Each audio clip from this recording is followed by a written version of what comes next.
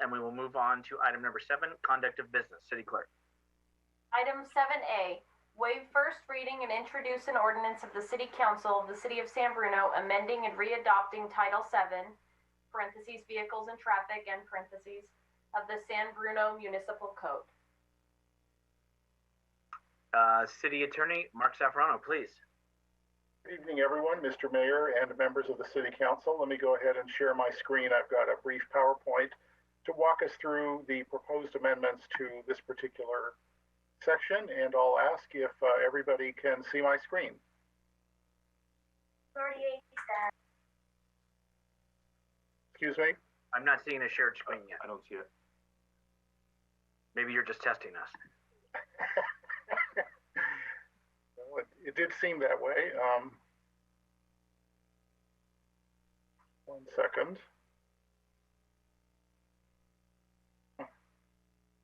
1 moment. All right, we'll give it one more try. Hey, that was good. You know, as soon as the pandemic is over, I'll learn all the technology. All right, good evening. So we're here to talk about our quest to revise the municipal code. And I have a brief presentation for all of you this evening that summarizes the staff report. So our agenda for tonight is we'll go through a little background. We're going to discuss and ask to introduce the amendments to Title 7 and talk about next steps.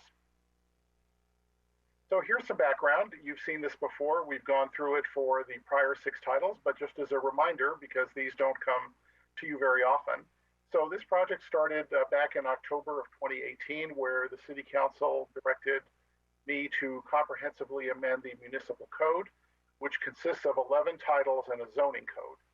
And that zoning code, as you may recall, is being separately updated in bits and pieces. And we'll talk a little bit about that tonight because there's always some crossover, and we're trying to anticipate the sorts of changes that will be made in that zoning code when the time comes. But that is being handled by the Community and Economic Development Department, primarily as the lead with my assistance. But so of those 11 titles, our primary focus is to update them for internal consistency and also for consistency with current law. And we've had a variety of policy discussions for those revisions. And so far, we've completed titles 1 through 6. So tonight is Title 7. So Title 7 consists of 15 chapters, and I'll just very briefly go through them and what we plan to do. So 7.04, there's some minor amendments. We do have some more substantive amendments to the TSPC. We'll talk about those separately. And similarly to the city traffic engineer, actually those amendments in those 2 sections are being made primarily for the same reason that we'll discuss. 7.16, stopping, standing, and parking, we do have some amendments proposed. We don't have any major amendments to residential permit parking at this time. So moving along, speed surveys, restricted street use, and miscellaneous driving rules, we don't have any proposed amendments to at this time. 7.32, just some minor non-substantive amendments. 7.36, we do have some substantive amendments, and we'll talk about where those came from and prior City Council direction on those.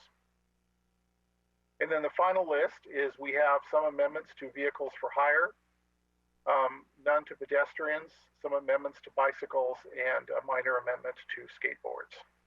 And that closes out with enforcement, and we're not proposing any amendments to those at this time.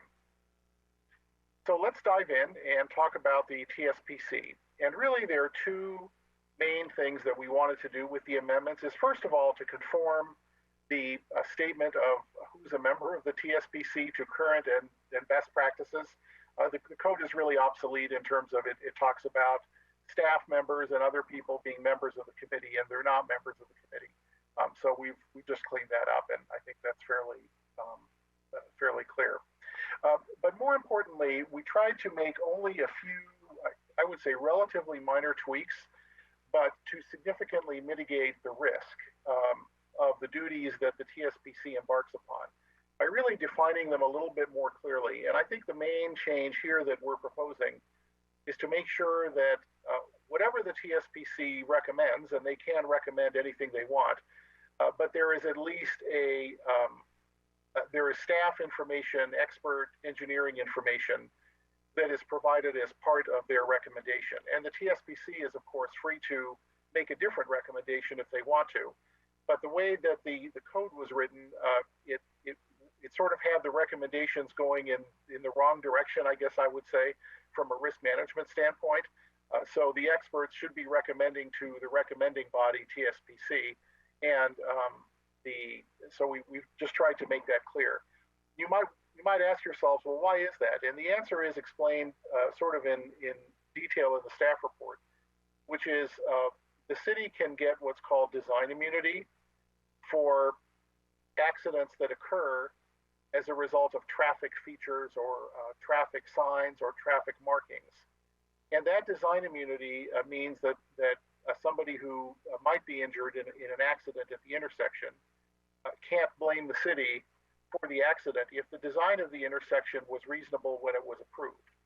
Well, how is the city going to prove that it was reasonable? And what the courts have said is the answer to that is by expert engineering testimony at the time that the design was approved. So that's the reason that whenever these things do come forward to you, the deciding authority of the city council, we always want to have a staff report that is supported by some expert engineering approval, because that has come in very handy in prior cases where we have asserted design immunity and you can get design immunity. There are, on the other hand, cases in which cities do not have that expert opinion or do not clearly have that expert opinion backing up their design, and those cities have to litigate those cases. They go to trial or they get settled for a lot more money than if they had been able to get design immunity. So those are really the main changes to that particular chapter. And then going right along with that, we made a couple of changes, to the city traffic engineer section, the one that we're having trouble recruiting, you heard perhaps earlier. And the important thing here is we did this with the collaboration of our outside counsel who helped us out in one of these cases. The idea is to make sure that the city traffic engineer has all of the authority that is legally necessary to recommend and implement those design decisions subject to city council approval, of course. And so we wanted to make sure we just added some verbiage in the city traffic engineer's description to make it consistent, those duties consistent with that individual's job description. And you'll see particularly at the end in subsection E, where it's got a whole list of things that the city engineer can do. And those things are also in the job description. So those are the main changes to 0.08 and 0.12.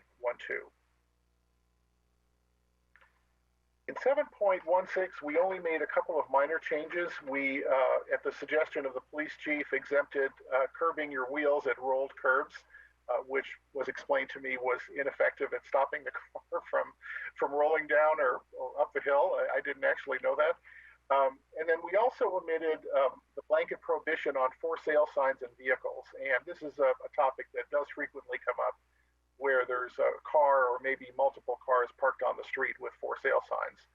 So that's a little bit of a vexing problem to solve, but the place to solve that is in the city sign ordinance, and that is part of the zoning code. And when that comes up, I'll be recommending that the sign ordinance be split into two separate sections.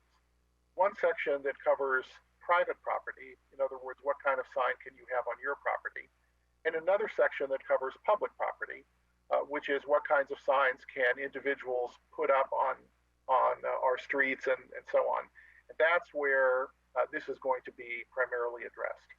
So it sort of doesn't make sense to keep it here, but it does make sense to put it there. And we do have a note of it, and I've already worked with staff to identify those areas of the sign ordinance that we'll need to tackle when that comes up, hopefully in the near future, because that code is in desperate need of revision. So moving on to 7.36, this is an important section that we spent a lot of time on previously when we were talking about Title V. And you'll remember that Title V deals with nuisances. And when we went through that, we simultaneously looked at 7.36. And we told you that what we were going to do was, once you decided what you wanted in Title V, we would then make sure that the analogous sections in 7.36 were conformed to that. So let me just briefly go over that. So this relates to abandoned or inoperable vehicles. It does not relate to the parking of operable vehicles on city streets. So that's sort of a separate topic. These are abandoned or inoperable vehicles.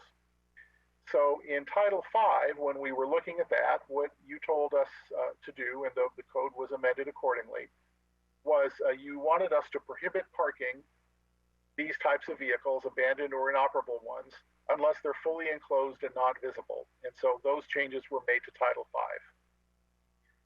You also wanted to clarify the definition of an inoperable vehicle, and specifically that inoperable vehicles included vehicles that have a certificate of non-operation from the DMV. Just because the DMV says they're not operable doesn't mean that they're registered and legal and don't meet this definition of an inoperable vehicle. So that change was also made in 7.36. You also told us that you wanted to prohibit storage of visible camper shells for more than 72 hours. And so that change was made in Title V. And so the question is, what changes did we make in 7.36 to be consistent with that?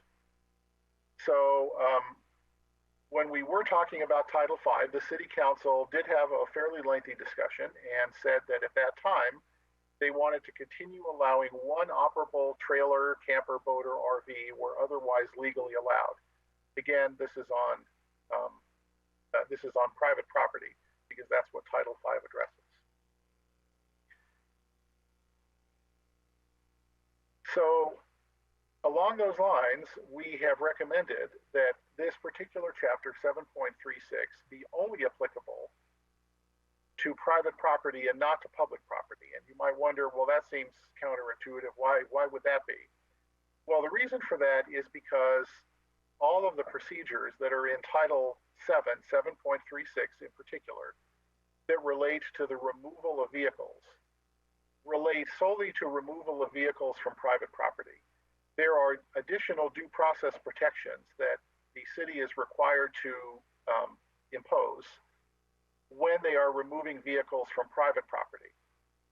Whereas on the other hand, the vehicle code allows the city to tow vehicles from public property under a whole set of circumstances. It's a big laundry list of things. And under state law, there are different notice provisions. And those notice provisions under state law are the ones that the city has always followed.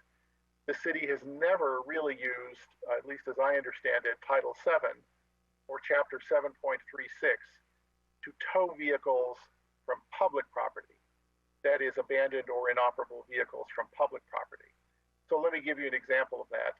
If you have a vehicle that is, for example, lacking current registration, or for one reason or another cannot be operated on a public street, if that vehicle is parked on a public street, it can be towed from public property without going through many of the due process requirements that apply only to private property.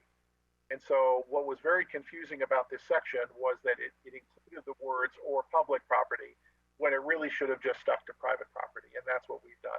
So that's kind of a long explanation for what we've done to this section, but it was really a key thing that did come up in some litigation with the city, and we were able to successfully explain the reasons for why it was written the way it was written to the court, but we would have been much happier not having had to explain it in the first place. And this is an issue that can recur time and again. And so we want to make sure that it's cleaned up and taken care of in 7.36 when we're going through this. So we do have a couple of other chapters to quickly go through. So vehicles for hire, I'm actually doing something that was against my advice previously, which was if it's not broken, don't fix it, even if it's obsolete. But this is sort of broken and obsolete, so I couldn't resist but to suggest that most of this section really be repealed. So the city does not regulate taxi cabs. That's all this section talks about. we don't regulate them. I don't know that we've ever regulated them except maybe in the distant past. And there's really no reason to impose an obligation on staff that they're either not doing now and really not capable of doing for a variety of reasons. And importantly, ride-sharing services like Uber and Lyft are not taxi cabs and are not regulated under this section. They don't fall into the definition of a taxi cab. They are separately regulated by the CPUC, as I think many of you know. One interesting tidbit here is that the city could, if it wanted to, require drivers who are domiciled in the city to obtain a business license. Right now, we don't require Uber and Lyft drivers who live in the city to get a business license. If you want to do that, then I would propose amending Title III when we go back to our cleanups. We're keeping a list, and this would be one thing that we might wish to do. We cannot require all Uber and Lyft drivers, regardless of domicile, to obtain a business license. We can only require those that are domiciled in the city to do that. So that's something I think to put off to a later date, but when we're done with all the titles, we'll come back for a full cleanup of all of them, of these sort of straggler things that we've come up with over the last couple of years. Bicycles, another obsolete section that we propose to repeal. This says that the fire department licenses all bicycles. Well, they don't. I don't know that they ever have. They certainly don't want to, and it certainly seems like a bad idea to do that.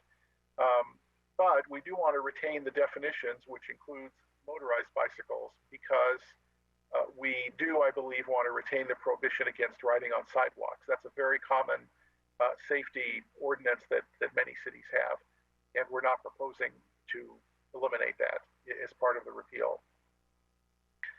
One question that's come up on this is, well, what about those bicycle rental companies that leave their bicycles all over the place? And the city had a brief, unfortunate experience, I think, with Lime Bike some years ago, maybe 4 years ago, and they sort of came and went very quickly once we told them that their business was not permitted and they were encroaching in the right-of-way. Some of those entities have approached cities in the past, not our city, but other cities, and said, we'd like to enter in an agreement with you, we'd like to do this or that, we'd like to work on some sort of regulatory structure. And we haven't been approached, and we can certainly amend these regulations if and when that occurs, but it's probably premature to do it now because it's solving a problem that we don't have yet, and we don't know what form it's going to take at this time. So we're not recommending any other changes to 7.40. So finally, next steps is to review the proposed amendments, introduce the ordinance if you don't have any questions or wish to make any changes. If you do, let's talk about them. We would have to reintroduce if there are sort of major substantive changes you want to make, but if just minor ones, we can probably go ahead and introduce it at this meeting, and as opposed to a subsequent meeting. And then otherwise on that schedule, adoption would be scheduled for the 24th of August. And then finally, just want to give you a heads up, Title 10 is going to be scheduled out of order, that is out of numerical order, for that same meeting. And the reason for that is the county is requesting that the city adopt their model ordinance relating to food waste packaging or food packaging. And so a bunch of cities on the peninsula are doing that. Staff has already written really most of that staff report and that ordinance, the county's ordinance. And so we think it'll be ready to come at that meeting. And there are actually not very many other changes that we're proposing to that title. So we thought, why not get it out of the way? And then if that's done, then we'll only have 3 more titles to do, 8, 9, and 11, before we go back for the cleanup. So that concludes my report, and I'd be happy to answer any questions. Thank you, City Attorney. My colleagues, if you have questions, if you could raise your hand, and if there's anyone from the public, please go ahead and raise your hand at this time as well.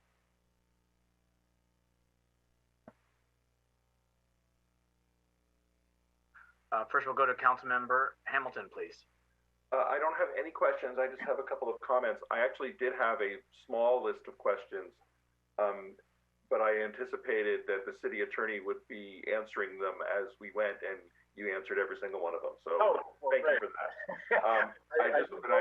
Clairvoyance was one of my qualities. You did well with it. Thank you. I I had to make the comment that I actually did have a bicycle license that was provided to me from the fire department in 1970. Way back when. I barely remember it, but I do remember that it was a thing, but I agree that it isn't a thing anymore. Well, Councilmember Hamilton, I'm sure the fire department would support any motion you might make to involve them in issuing bicycle licenses to every child under the age of 12 in the city. All right, thank you. You bet. Councilmember Mason. Thank you for bringing back this document with our suggestions. I did have a couple more, so we can we? I guess we'll just go through them if that's sure. Okay. Yeah, of course. So the first one is page 4 or 132 of 182 in the packet, and it's one of the first comments, 7.08 040 duties. And it's just, I think changing the language to provide a forum for discussion seems, at least to me, to kind of water down the ability of the committee to do more. And so what I wanted to suggest is to maybe say to provide a forum for discussion and provide recommendations prior to finalizing traffic studies and reports. Because that would still allow the committee to have a meaningful contribution. That would be the first one. And then the second one is section 7.08.040D. That's page 4 or 132 in the packet. And I really don't know, so this is really a question, and we have some former committee members here, but should we also broaden it to recommendations, not just to the city council, but maybe to the planning commission or even park and rec, given that, we've got the rack being built, that's going to be a very busy street at some point. And then the planning commission, with all these projects coming, would it make sense to broaden it? It doesn't mean that that's going to be the process, but just to allow for that possibility of the committee making recommendations to either commission or the full city council. So that's a suggestion. The third one is section 7.08 or 0.040 duties. And this is page 4 to 5 or 132 to 133. And I didn't know if that last section 8 kind of catch-all includes speed bumps. But I guess I just don't know where speed bumps would fall into, whether it falls into a whole different section at some point that we're going to talk about. And if it doesn't, if we would add it here, because that's been a very popular topic, I would say, definitely with me in certain streets. The next one,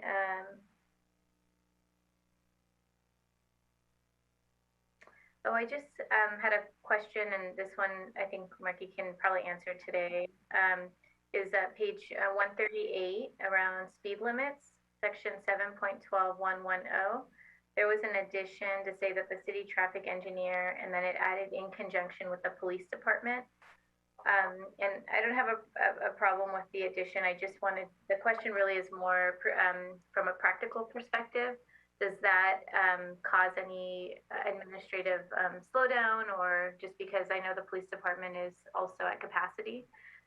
So that was my only question there. And then should I stop, or I think that I think I can address, or at least make some comments about all of those, if you don't mind, and then get council member comments on those. So just on the very last one, I can explain, we amended that in collaboration with the police department. And at their suggestion, because that's actually the process that occurs now. So they work collaboratively with the Public Works Department to do those speed surveys. So that was the reason for that. Okay, great, thank you.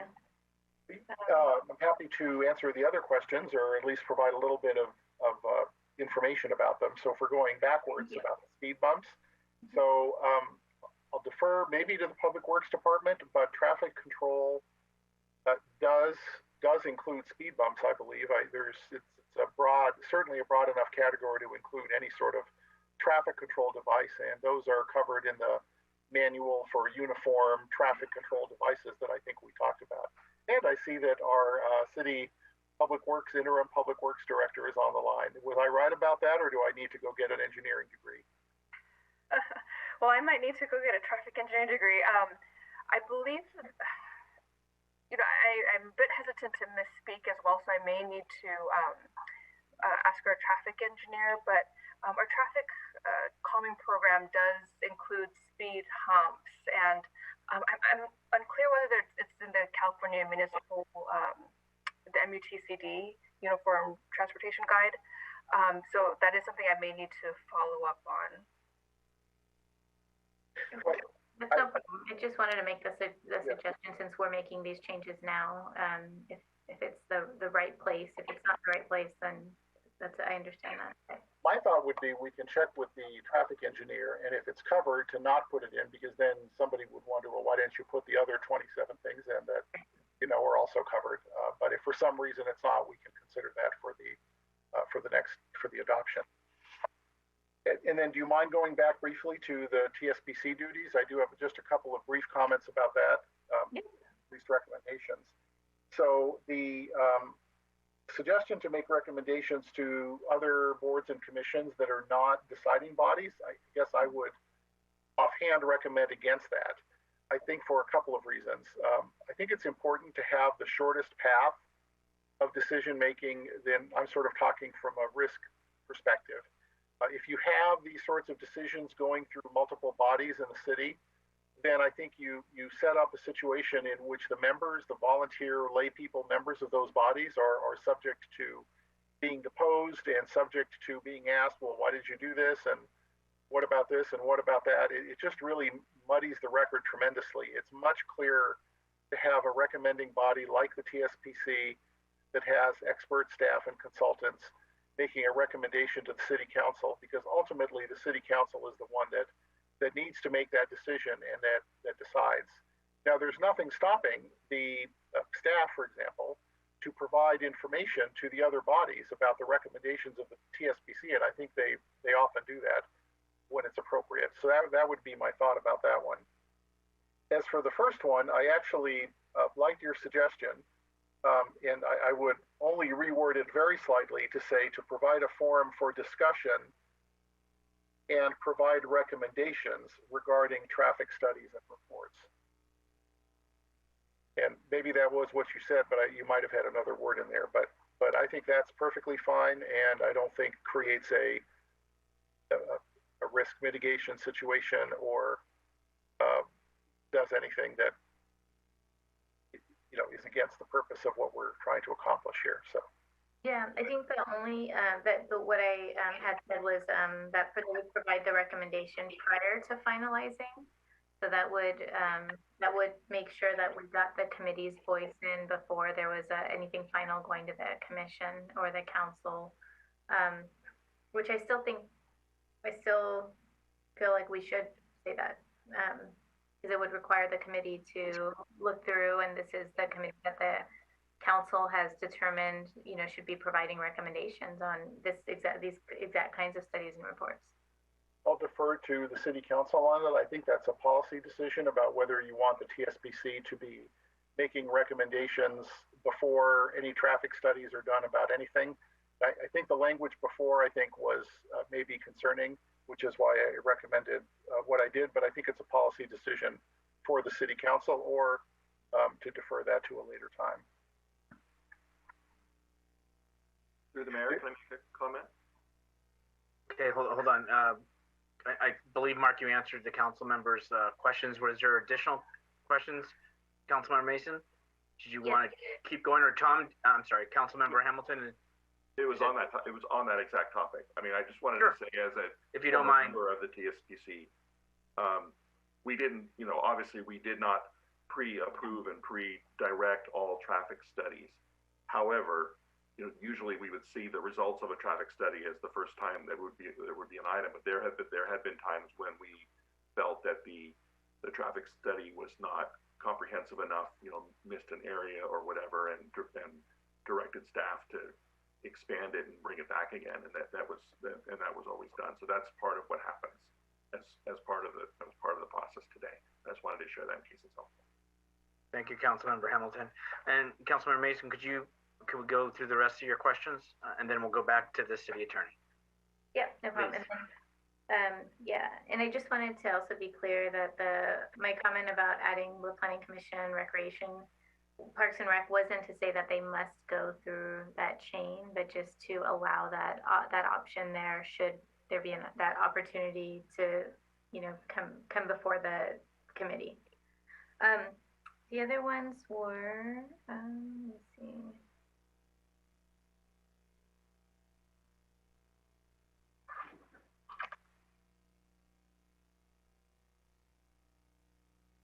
Okay. So you answered this question. The next one is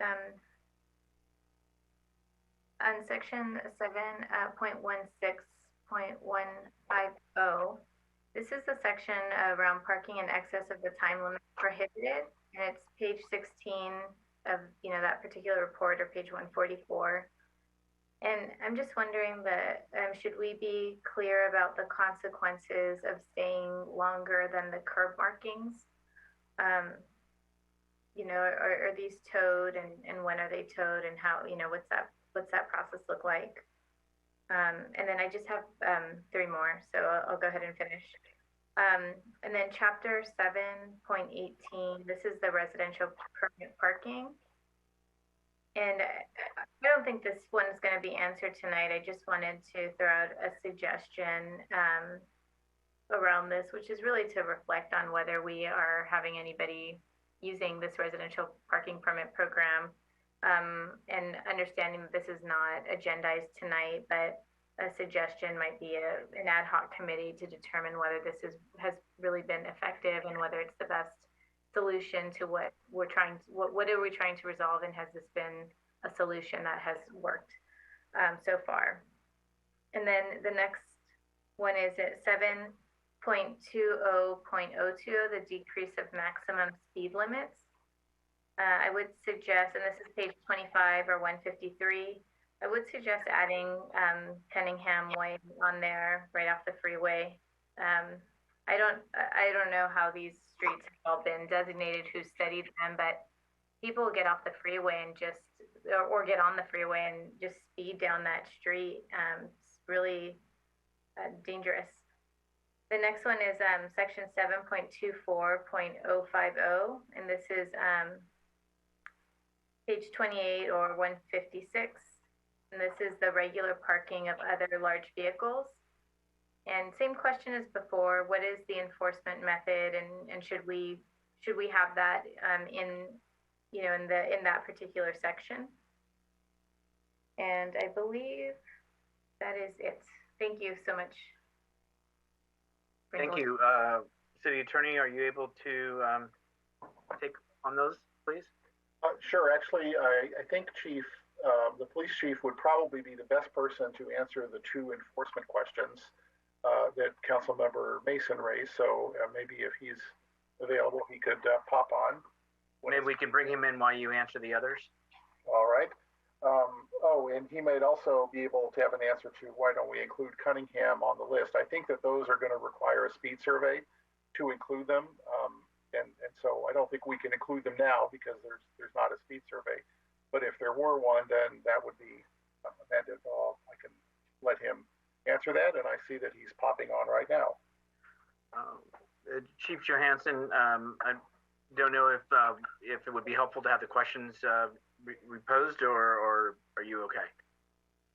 Yeah, it would be helpful to just hear the exact enforcement questions that you want me to address. Yeah. Hey, Councilmember Mason? Yeah, no problem. So I guess it's actually a different question. It's in the areas where we're placing certain restrictions, should we be clear on what that enforcement mechanism is within the ordinance? Yes, I'll start out. I think that's more for city attorney. Yeah. So no, I understand the question now. So I think the answer is probably not. These are all enforceable through a variety of means. The fines differ. There's a fine schedule that's adopted periodically, and I generally recommend not putting that in the ordinance, because then otherwise, every time the penalty or the enforcement mechanism changes, you've got to remember to go back and amend the ordinance. So that would be my recommendation, and the chief might have some additional thoughts about that. No, my position would be the same. I think that it's probably not, at least in my own opinion, wise to include enforcement language, especially procedural type language about how enforcement occurs within the ordinance itself, because it changes from time to time based not only upon the law, but based upon department capabilities and needs. So then how do we know, so for example, this section 716.150, the parking in excess of time limits, how do we know that the enforcement mechanism is being applied, I guess, throughout? So for example, how do we know that in one area cars may get towed, in another area they may not get towed? Or does it just have to do with capacity and they're all the same? Does it have to do with the day, if it's a holiday versus non-holiday? Because this is I think this is a pretty common complaint, is around people who stay past the time frame that they're supposed to be parked in any given space.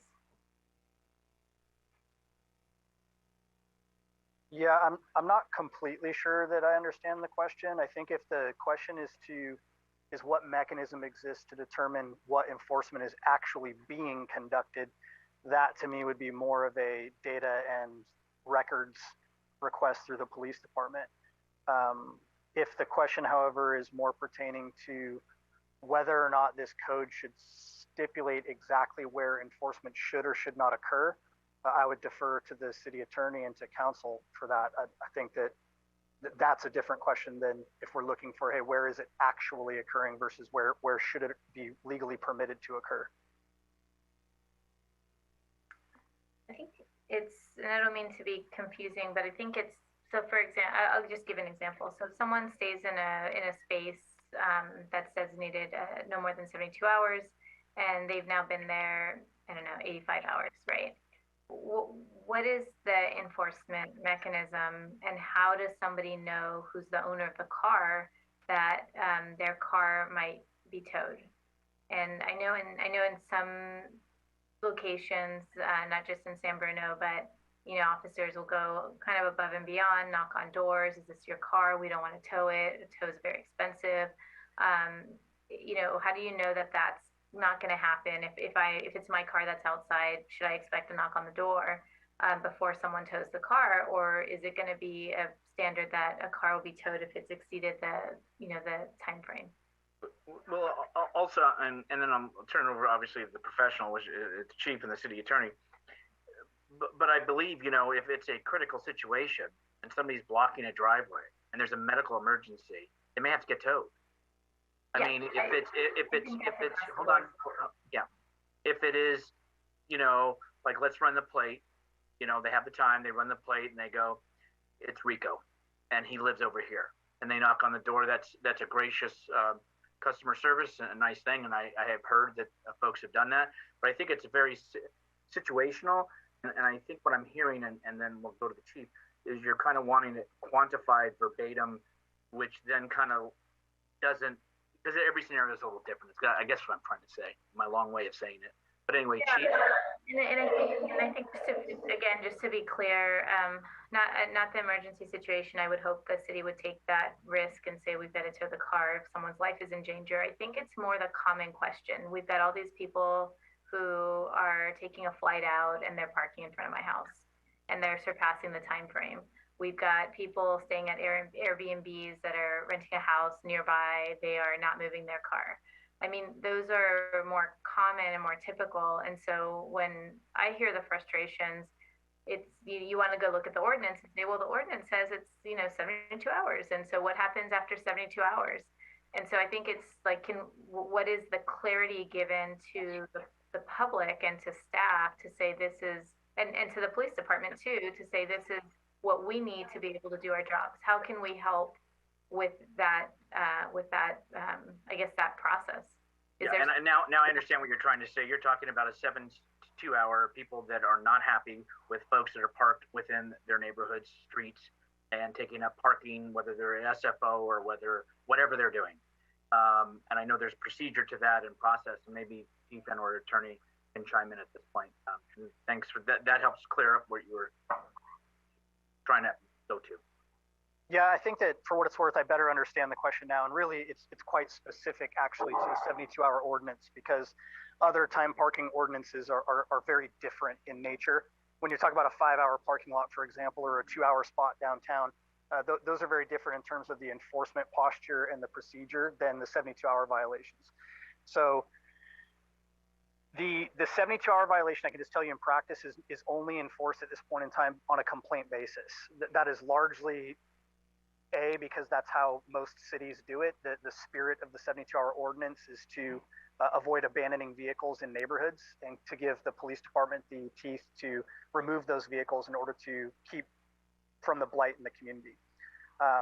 And so we respond to them on a complaint basis. There is a fairly definitive procedure for that in terms of what we do each time that happens, because we can't just take a resident's word for it that a vehicle's been there for 72 hours. Once they tell us it's been there 72 hours, we then by law have to complete some procedural steps to ensure that it has in fact been there for 72 hours before we can complete a tow, and that it doesn't move at least a tenth of a mile during that time frame. So what that posture looks like does change from time to time in terms of our responsiveness based upon resources. As an example, when fully staffed, we're pretty quick to respond to those abandoned vehicle or 72-hour ordinance complaints. We chalk the tires, we issue a warning notice. We come back and check on it periodically to ensure that it goes at least 72 hours from then, and then we'll come back out and ticket and or tow the vehicle depending upon the circumstances. Now, as far as knocking on doors, that is our typical procedure, not because it's required by statute, but because that's the kind of police department we are, if the vehicle comes back registered to a local resident. Because again, the spirit of this ordinance being there to avoid abandoned vehicles, oftentimes these vehicles are called in simply because a resident doesn't like that a neighbor has parked in front of their house instead of in front of their own home.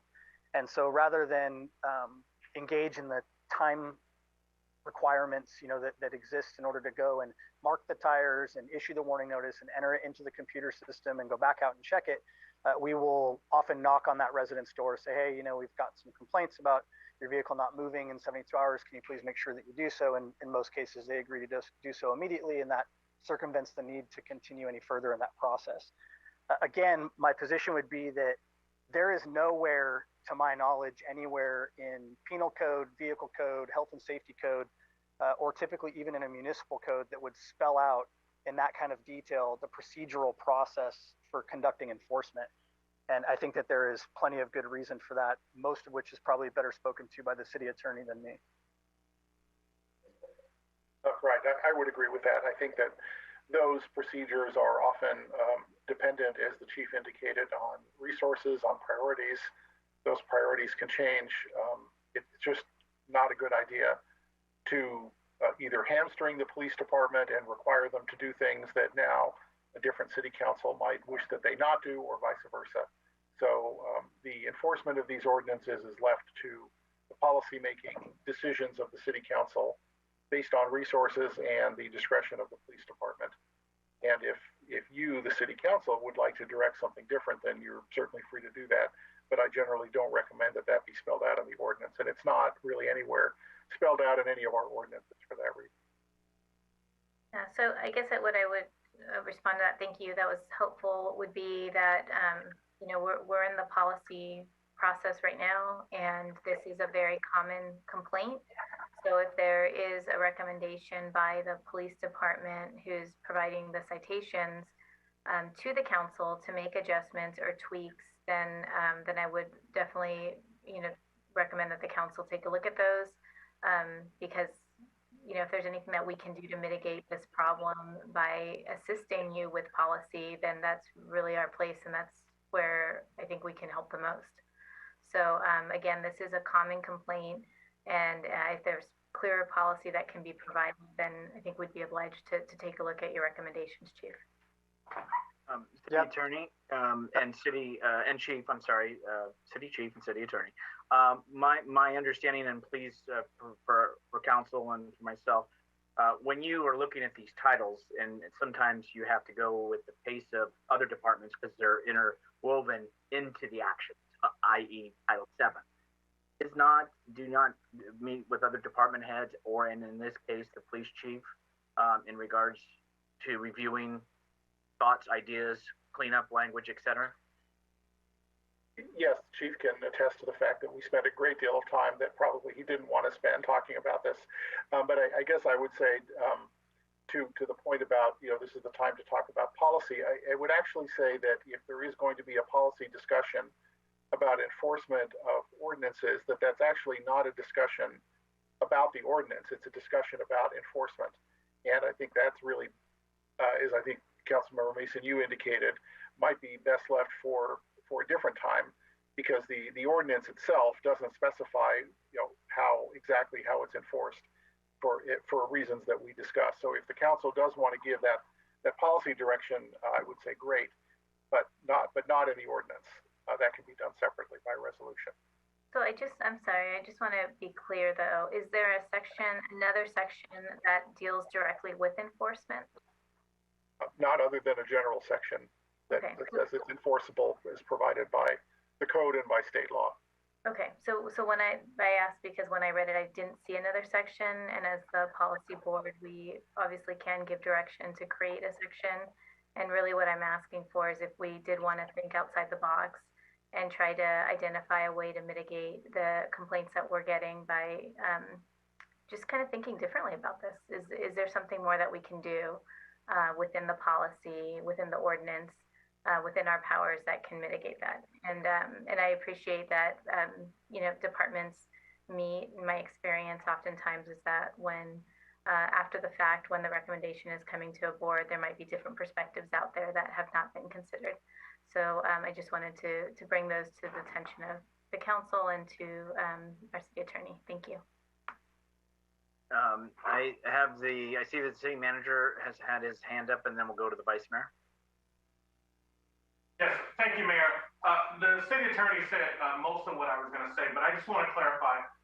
If we're talking about enforcement of the 72-hour rule, I would actually say that that's not policy.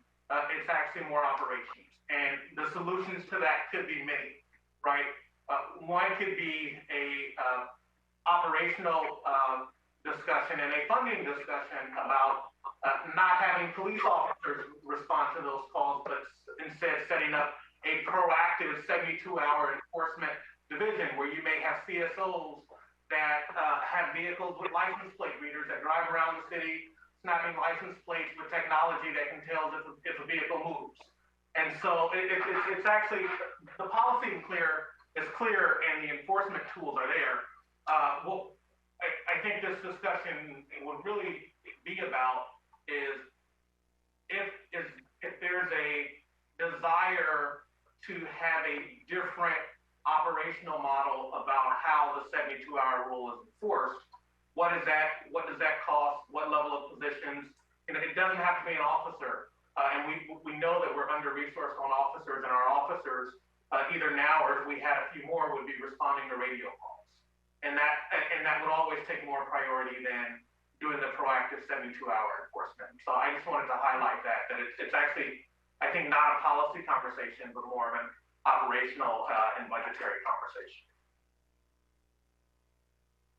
Okay, thank you. And we'll go to the vice mayor and any comments or questions you have, please.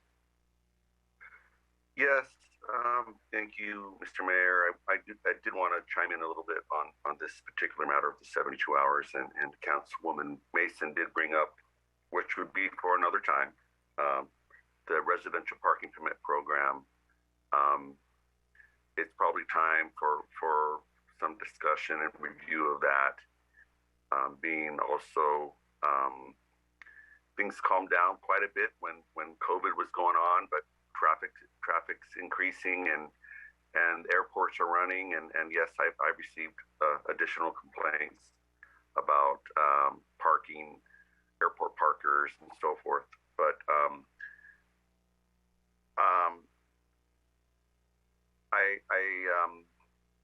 I think we have to figure out how to do that with the city manager and the knowledge that we are extremely busy and this wasn't a strategic initiative.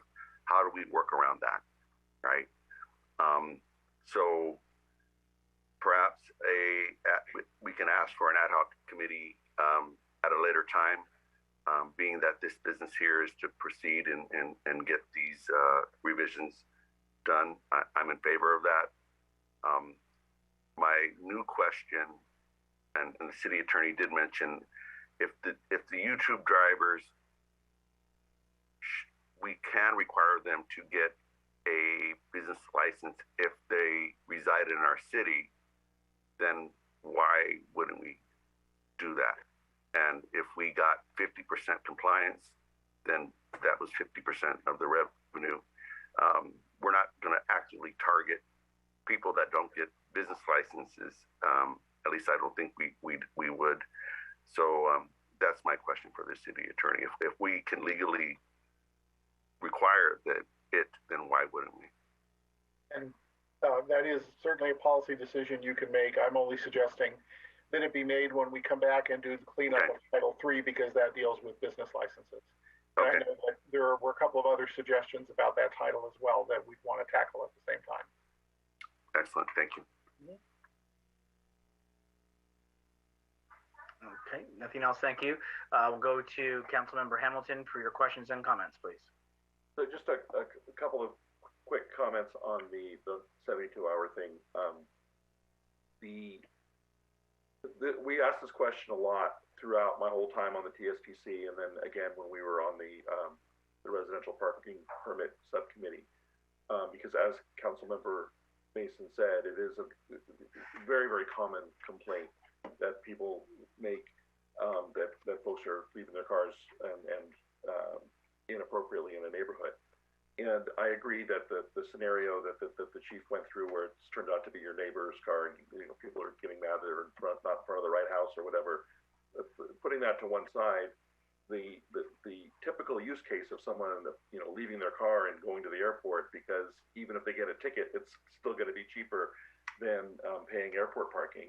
That still exists, and we asked the city attorney on I believe more than one occasion if there's any way to change the ordinances, but I think and city attorney can confirm, I think we're kind of hamstrung by state law. For a practical standpoint, the 72-hour rule, the way that it gets enforced, and again, we're following the law, and that's why it gets enforced this way, is that I look out my window, I see a car sitting there that's been there for 3 days. I call, they come and chalk it. They wait 3 more days, and then it'll get a ticket. So it's there for 6, or up to 6. But it's unfortunate, but I don't know what we can do to get around it. If there was a recommendation that we could make to the ordinance to give the police more teeth to be able to enforce those types of things, I'd be all for it. And I would echo Councilmember Mason's suggestion that we think out of the box if possible. I understand if we're completely hamstrung, but it was something that I think we should keep our minds open to, because it is a big problem. If I may, Councilmember Hamilton, through the mayor. Attorney, please. Sure. So I do agree with the city manager's assessment that is really an operational decision. And I used the word, I think, policy in error when I was talking about it. The policy decision is how many resources do you want to allocate to it. The only other thing I would add is I think, as I've indicated before in memos and other open sessions, the 72-hour, to tow the car for a 72-hour violation is currently high on the list of both the legislature and the courts for one of those restrictions that cities should not be aggressively enforcing. We've talked about this extensively before.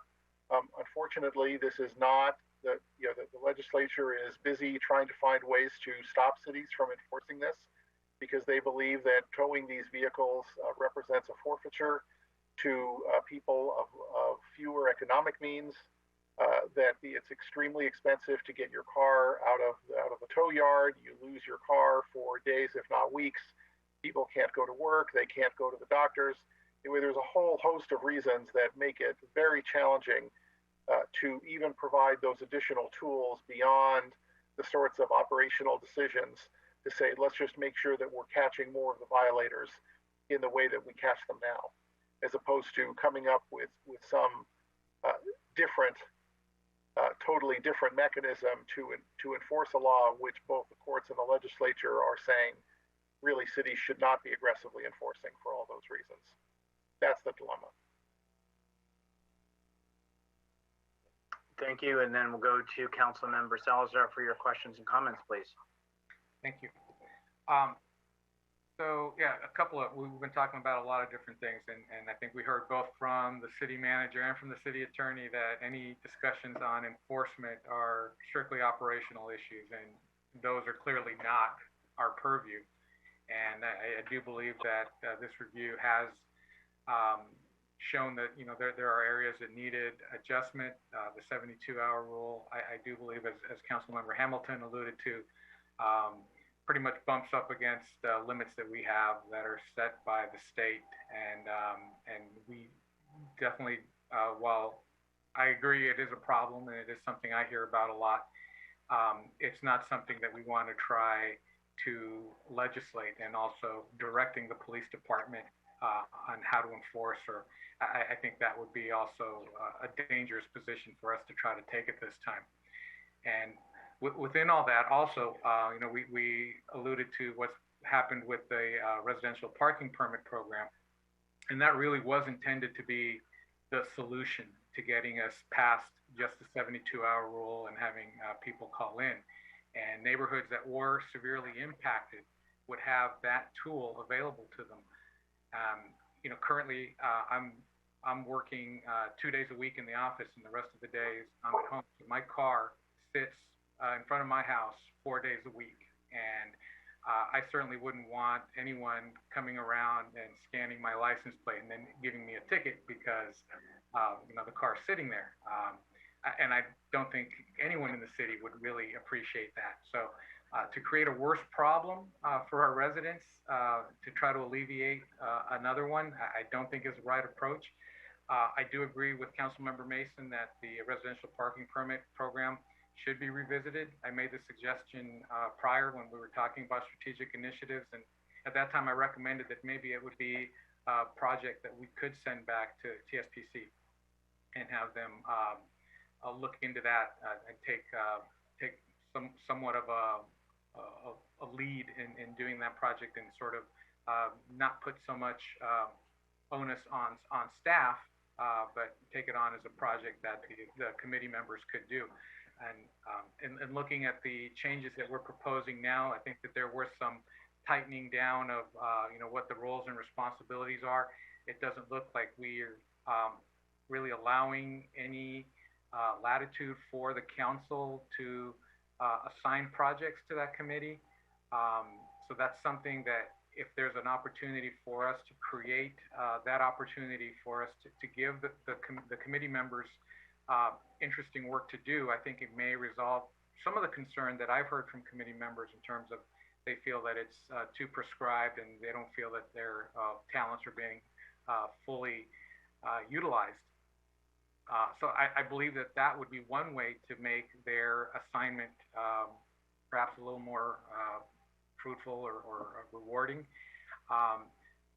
But at the same time, I do agree that we do have to be very careful in what we do allow them to do, because if they were to just make recommendations willy-nilly and those would go to the council without ever being reviewed by staff or being vetted, that they somehow concur with state law or our own ordinances, that would probably not be the best outcome.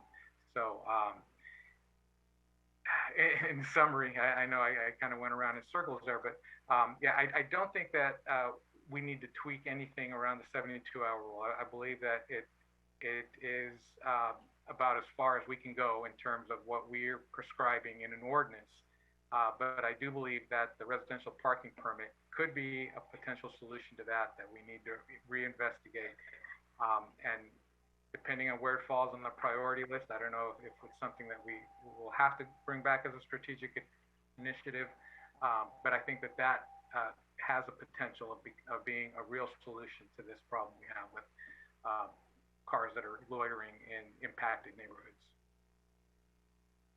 City Manager.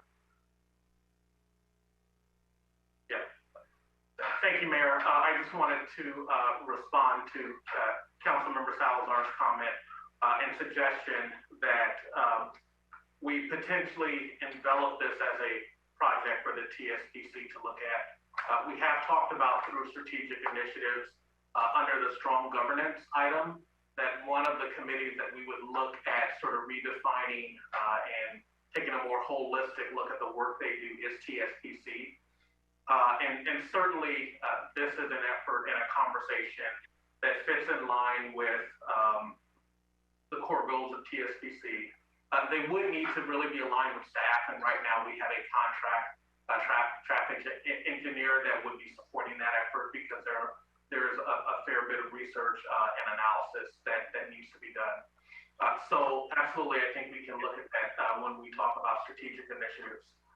But I also wanted to just make a sort of balcony level comment because my mind is a little foggy of almost 2 years ago when we talked about the residential permit parking program. But I'm reminded that staff did recommend and say that that program is likely not the solution to our parking challenges. Even if it was a mandatory residential parking program, the core issue is that in some parts of our community, they're densely populated, the car ownership rate is high, and even if we limited it to one vehicle per one street parking permit per unit, there would still be too many cars on a per block basis. And so this conversation about 72-hour rule enforcement, as well as the residential parking program, really ties back to that core issue, which is the vehicle ownership rates in parts of our community are higher than what the streets and the private off-street parking can handle. And that's a sort of larger envelope conversation. And while the residential parking permit was lifted up as one tool, it was the recommendation of the traffic engineer and the staff at that time that would likely not be the solution. And there may be a challenge with residents raising their hand to elect to be into that system, given the restrictions that it would place on them for parking on the street. And so I do think that this is sort of a classic issue that cities like ours deal with. And some of the most successful are San Francisco that put so many restrictions on owning a car that people stop owning as many cars as they do. But it's not an easy problem to solve, and absolutely sort of enveloping it as a larger project that does have staff or contract traffic engineer staff tied to it is the way to address it. Councilmember Salazar, I see your hand is up, sir. My hand is back up. Thank you, sir. And so I just wanted to add on that I agree that it's not a silver bullet and it's not going to solve every problem. But the majority of the complaints I hear that pertain to having cars towed or removed after 72 hours is generally related to either rideshare or people that are going on trips and leaving their cars in the neighborhood. And I believe that a parking permit program would address that. It's not gonna fix neighborhoods where your neighbor owns 6 cars and he likes to park them on the street. That's definitely not gonna change with the permit program, especially if we allow them to buy that many permits. It wouldn't address it. But I do believe that there are situations where if we know that there are several residents that are complaining, or we're seeing habitual towing or habitual extended parking in areas where the complaints are coming in, that there could be a coordinated outreach effort to those neighborhoods to inform them of the process. And then also, relooking at that process so that it's not so onerous for people to implement it. I mean, it could have a benefit. If we're wasting a lot of our staff time in, the police department going out there to tow vehicles, there's a benefit to us having a program where, we can get rid of a lot of those. And a lot of times a posted sign is enough to keep people out of it. And when we do have to tow, then it's not going to require 72 hours like it does now. So I do think there's potential there, and we shouldn't just cast it aside so quickly. Yeah, I'm about to call on Councilmember Mason, but there was the max speed limit on Cunningham was asked, and to my knowledge, was not responded to thus far. Mr. Mayor, I think I might have indicated on that there would have to be a speed survey done before the ordinance can be amended to include it.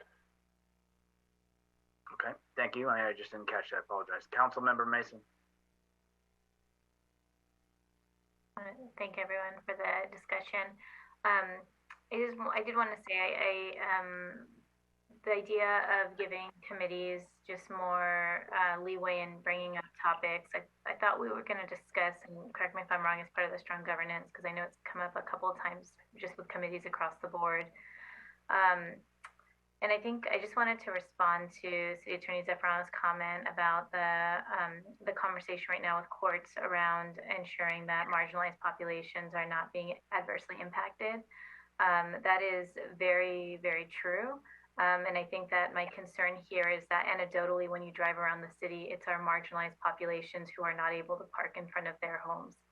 And it's because of people that are parking, going to the airport, being able to afford to take trips, or maybe they have whatever reason they're at the airport, or working at the airport. So I think that in our case, it's the opposite, where we have, apartment buildings where people cannot find parkings. I remember campaigning, you would go to a house and there were like 10 pairs of shoes outside of a 1-bedroom apartment. And, probably that's more than one car in that apartment. So I just want to be clear that I think here the reason I am being more persistent about this is because I do believe it's in our more marginalized population areas that this is impacting households who cannot park to go home after probably a hard day of work because people are parking there to go to the airport. And so how do we get past this? I will refer to Seattle. Seattle does have a 72-hour ordinance around parking. They clearly identify that the 72 hours can change at any time to 24 hours. They identify that if you're going to park and you're in this area, you might want to leave your keys with somebody in the neighborhood in case your car has to be moved. So as far as the step-by-step enforcement, that I would agree is a standard operating procedure.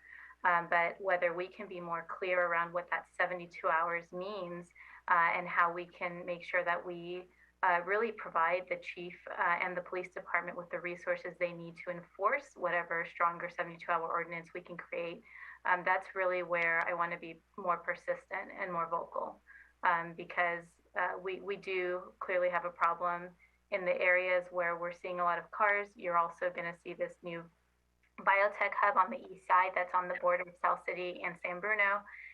They are building half of the parking that they're expecting for the amount of employees that are going to come in, and I believe that's 11,000 a day.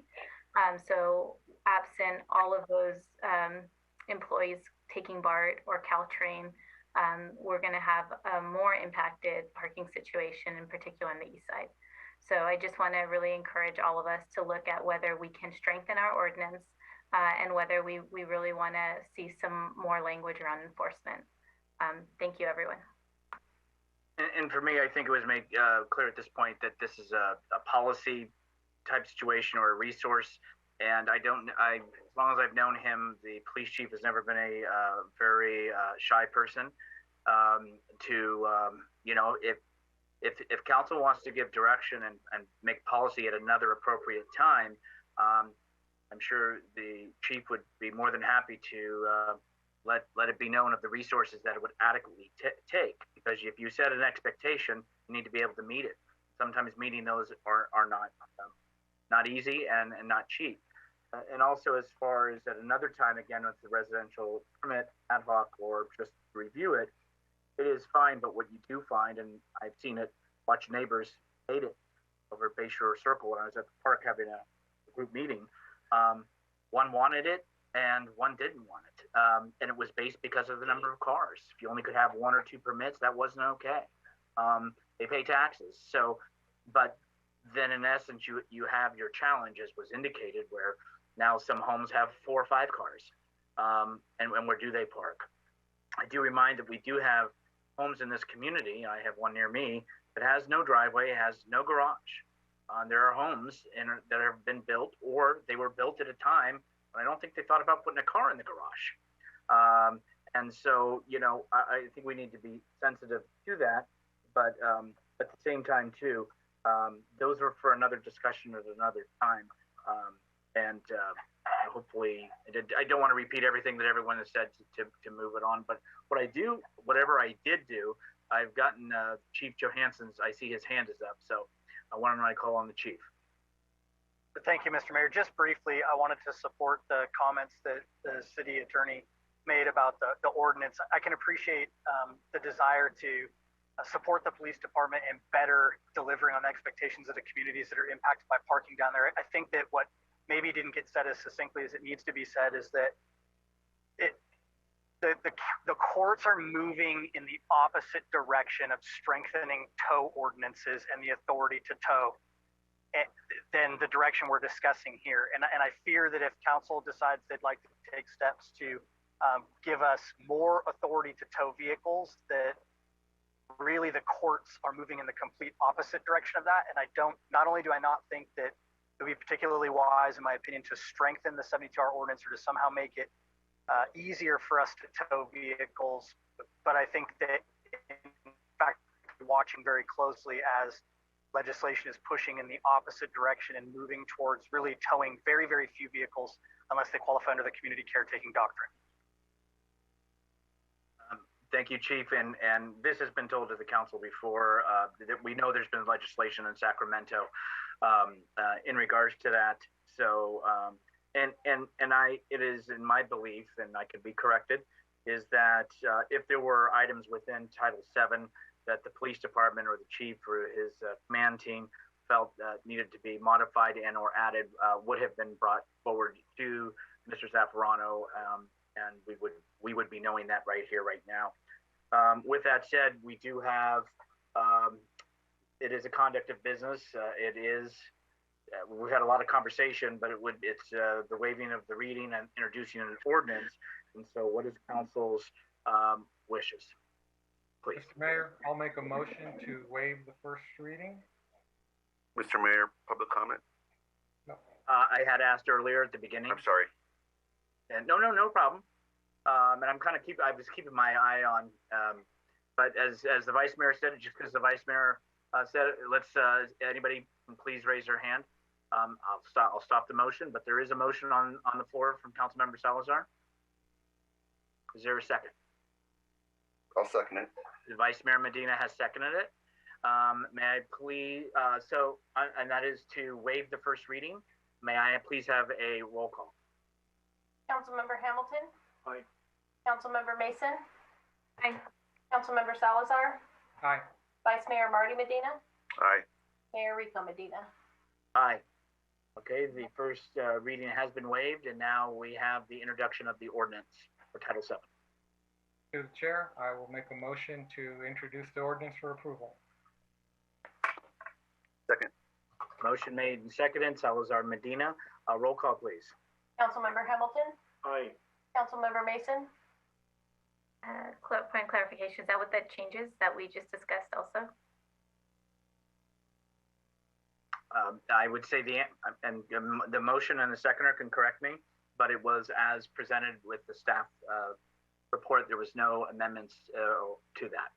Is that correct, motion and seconder? That is correct. It was my understanding that none of the discussion led to any changes in what's proposed. There was at least one at the beginning. Mr. Mayor? So there was a word change on one of their earlier on, there was a word change that the attorney thought was a good idea. So, all right, let's go to the vice mayor, then I'm going to take it back, and then I'm going to go to the city attorney. Go ahead, vice mayor. Yeah, I thought the city attorney did say a couple of those changes were okay in the wording, but we should be really specific on this. So I'll take my second back. Yeah. Well, let's have clarity. I'm going to have the city attorney. We're going to walk through this. What I understood under there was a recommendation by Councilmember Mason under page 132 under duties. Attorney Zaffarano had his verbiage of the suggestion and recommendation. That is what I recall. And does anybody recall any other changes? I think that takes care of what we were talking about in the beginning. But I think to be clear, there was perhaps a difference of wording between my recommendation and Councilmember Mason's recommendation. My recommendation was to say to provide a forum for discussion and provide recommendations regarding traffic studies and reports. And I think Councilmember Mason's suggestion had the word before in there so that the TSPC would come ahead of any traffic study or report done by staff. And I'm not recommending that. That is how I recall it as well. Not prior to staff, City Attorney Zaffarano, it's prior to finalizing a study. So if the consultant brings back a study, it would go to the TSPC before it went to the council, if it's even going to go to the council. So essentially before the study is finalized, the step before finalization is the TSPC. I believe that's already the practice. That's what Councilmember Hamilton said after I made the comment. So we can make it we can make it a policy, because if it's a practice, it doesn't have to be adhered to. So if I may interject through the Mr. Please, Mayor. City Attorney. Yeah, I think that the difficulty we're going to have here is there may be an entire subset of traffic studies that don't ever go to the TSPC and aren't required to, and there's no reason for them to go. And I'm concerned that the proposed recommendation really doesn't distinguish among those situations and others in which the recommendation is actually, it's a TSPC item. So without sort of having time to think about how many of those items are there, I wouldn't want to recommend a change that staff really hasn't weighed in on. Councilmember Hamilton? Yeah, just to, I agree with everything the city attorney just said. The TSPC didn't ever finalize the study. The study was one of the pieces of information that we would use to make a recommendation. So the staff would come, they'd give their report, the staff would have a recommendation, and the study was the supporting evidence for why they made that recommendation. What we would do on occasion is, after reviewing the study, find that it was incomplete in our estimation, and direct staff to please go back and expand the scope of the study or do whatever and bring the item back to us again. But we never took any action specifically on a study, and frankly, I wouldn't recommend that we do that, because I think it would hamper the process. I do think what's in place now in terms of how the TSPC works with staff regarding the studies, I don't think anything is broken there. Just based on my experience on the committee. My opinion is in concurrence with the city attorney and Councilmember Hamilton on what was just stated, so I won't repeat it. Okay, helpful. Thank you. Okay, so there was modification made on page 132 as stated by the city attorney, which he reiterated what his recommendation is. Have we all heard that, and are all in sync on that one? Okay. Mark, city attorney, was there anything else that you wanted to bring forward other than that one modification to the document? No, there was another suggestion about the Planning Commission and Park and Rec Commission, which we discussed, and I wasn't recommending at the time. So I am not recommending that either myself. Through the chair, just yes. Clarification on the first point then. Are we saying that there will be an adjustment to the language regarding the committee's duties? And if so, what exactly is staff recommending there? Mr. Zaffarano, can you please state your recommendation of the verbiage? Sure, and just to be clear, I don't see that my suggestion is changing their duties. I think these are their duties all along. And so the recommended language would be as follows, quote, to provide a forum for discussion and provide recommendations regarding traffic studies and reports. So the wording that would be added was, and provide recommendations regarding. I think that's what the TSPC does now. Right. Yes. Okay. All right. That's acceptable.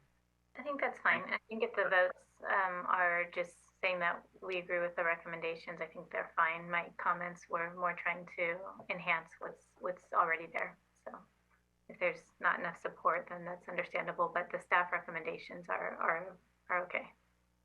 Okay, so we've heard, and all of us heard and concurred that we understand what Mr. Zaffarano said in regards to page 132 under that statement. He's made that clear.